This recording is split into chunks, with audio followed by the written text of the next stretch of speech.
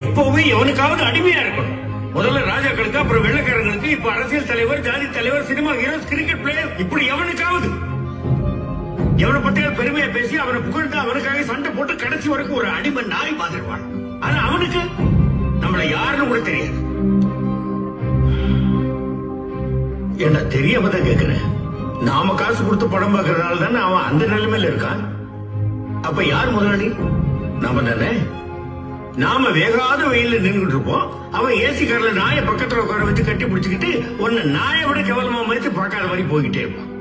நீ அவன் காருக்கு பின்னாடி வாழ்க வாழ்க வாழ்கன்னு கையை தட்டிக்கிட்டே ஓடுவ.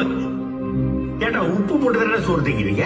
யோசிச்சு பாரு. நீ ரசிகனா இருக்கிற எந்த ஒரு நடிகனுடைய பிள்ளையாவது இன்னொரு நடிகனுக்கு ரசிகனா இருந்து அவனுக்கு கட் அவுட் வச்சு பாலாபிஷேகம் பண்ணி அவனுடைய வாழ்க்கை நாசம் பண்ணிட்டு இருக்கானா? அவன் அடிச்சு சம்பாதிச்ச கார் பங்களார் போயிட்டு தான் இருக்கான். ஆனா நீ ஒரு நாள் மழை பெஞ்சா கூட வீட்டுக்குள்ள தண்ணி வந்து இருக்கிறதுக்கு இடம் இல்லாம